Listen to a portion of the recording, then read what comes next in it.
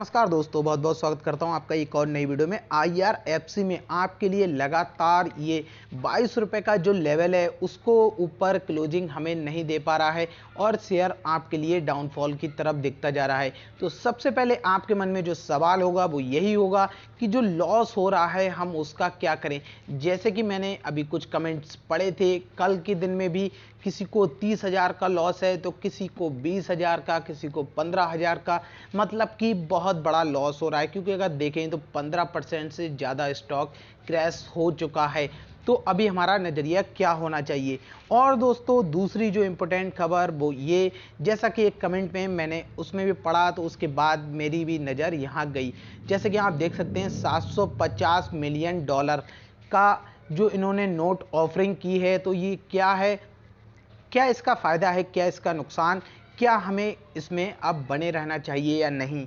तो दोस्तों वीडियो को लास्ट तक जरूर देखना, आपके काम का जरूर होने वाला है। और अगर आपने चैनल को सब्सक्राइब नहीं किया है तो चैनल को सब्सक्राइब करें। अगर आपको वीडियो पसंद आए तो लाइक जरूर करना। दोस्तों देखिए, IRFC में जो आप अभी देख रहे थे 750 मिलियन डॉलर और नोट ऑफरिंग, तो ये क्या होता है। देखिए, जब भी किसी कंपनी को अगर विदेश के द्वारा फंड रेज करना होता है तो उसके लिए इंडिया में एक प्लेटफॉर्म है, इंडियन INX।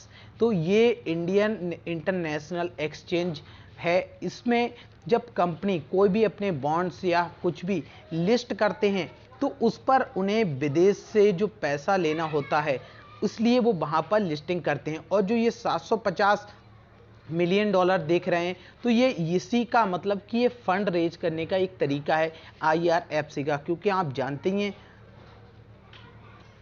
क्योंकि जैसे कि आपको पता है IRFC का मेन काम है इंडियन रेलवे के विकास में सहयोग करना, उसके लिए पैसा देना। तो इंडियन रेलवे जब आगे बढ़ेगा तो उसके लिए पैसा चाहिए होगा और वो पैसा देने का काम है IRFC का, इसीलिए इसको बनाया गया है। जैसे कि आप RBNL की बात करें तो RBNL का काम है इंडियन रेलवे विकास निगम लिमिटेड, नाम से ही पता लग रहा है कि वो इनके विकास में सहायता करते हैं। और ऐसे ही फंड रेजिंग का काम IRFC का है।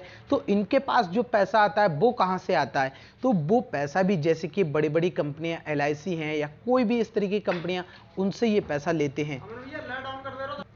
तो ये हमें जैसे तरीके से फंड रेज करते हैं तो उसी का एक प्रोग्राम है जो ये इंटरनेशनल में अपने बॉन्ड्स को लिस्ट कर करके पैसा उठाते हैं। तो वहाँ से आपके लिए क्या है, ये एक फ़ायदे की ही बात है कि जितना ज़्यादा ये पैसा उठा रहे हैं तो इसका मतलब इन्हें इस पैसे की ज़रूरत है।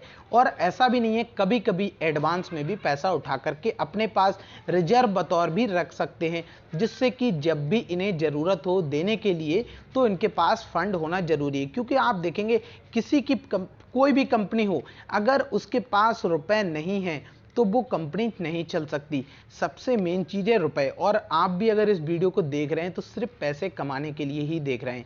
तो पैसा बहुत ही ज़्यादा ज़रूरी चीज़ है, बट सबसे पहली चीज़ नहीं कह सकता हूं मैं अपनी नज़र में, बट ज़रूरी बहुत है। क्योंकि इसके बिना देखा जाए तो पैसे के बिना कोई भी काम नहीं होता है दोस्तों।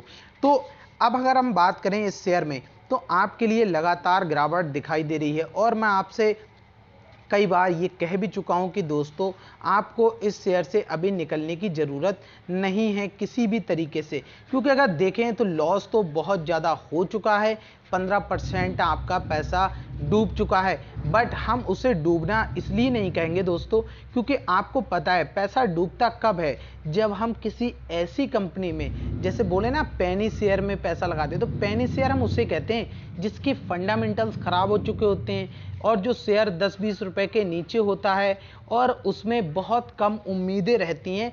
तब हम कुछ उम्मीदें उससे लगाते हैं, कुछ उसका फ्यूचर देखते हैं, तब हम उसको पेनी शेयर बोल सकते हैं। बट हम IRFC को पेनी शेयर जरूर बोल सकते हैं, बट इसके फंडामेंटल्स या फाइनेंशियल में कोई भी प्रॉब्लम नहीं है जो कि हम इसे बोलें ये कंपनी खराब है और इसको सेल करके निकल जाएं। तो आपको बिल्कुल भी सेल नहीं करना है दोस्तों। बेशक ही लॉस दे रहा है, आप इसका अगर फ्यूचर देख के चलें तो फ्यूचर में आपसे बार बार यही बात कर रहा हूँ कि रेलवे का विकास होना है, ऊपर की तरफ जाना है, तो IRFC फंडिंग जरूर करने वाला है।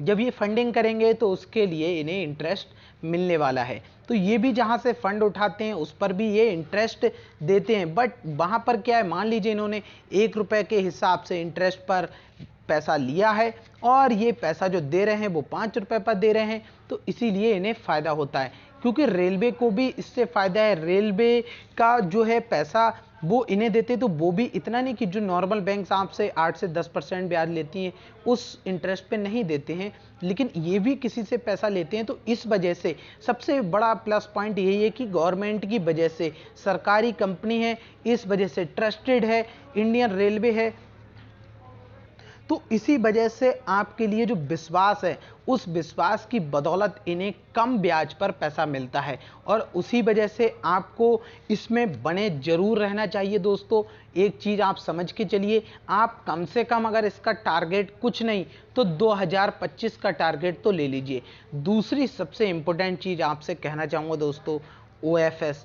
तो OFS का खतरा जरूर है इस शेयर पर आप एक चीज़ समझ के चलिए कि OFS कंपनी 26 रुपए के नीचे नहीं लेके आएगी, क्योंकि अगर 26 के नीचे लाना होता तो ये 26 रुपए पे ओवरऑल अपने शेयर बेच देते, चाहे इन्हें ये प्राइस 55 रुपीज़ ही क्यों ना करना पड़ता, और शेयर की क्वांटिटी वही रहती लगभग, और 55 रुपीज़ में उतने ही शेयर आज मार्केट में बेच देते। लेकिन इनका मकसद ये नहीं है किसी भी कंपनी का। OFS आपने RBNL में भी OFS देख लिया, तो RBNL क्या उसने अपना OFS अपने लिस्टिंग प्राइस से कम पर लेकर आए? नहीं ना दोस्तों, ज़्यादा पे ही लेके आए।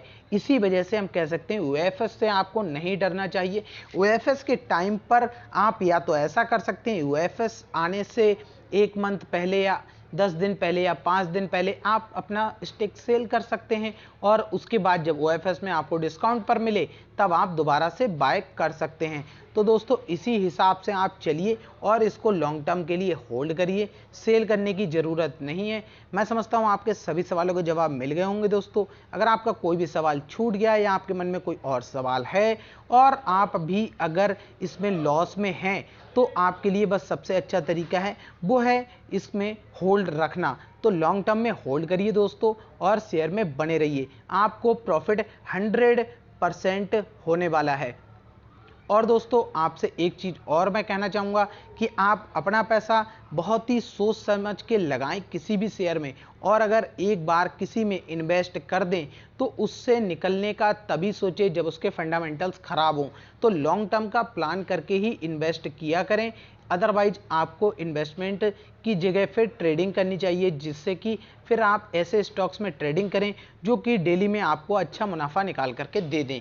और दोस्तों अगर आपने हमारा टेलीग्राम चैनल ज्वाइन नहीं किया है तो आप टेलीग्राम चैनल ज्वाइन कर सकते हैं, बिल्कुल फ्री है, कोई भी उसका पैसा नहीं है टेलीग्राम चैनल में ज्वाइन करने का। और दोस्तों अगर आपको वीडियो पसंद आई है तो लाइक ज़रूर करिएगा, चैनल को सब्सक्राइब करिएगा दोस्तों।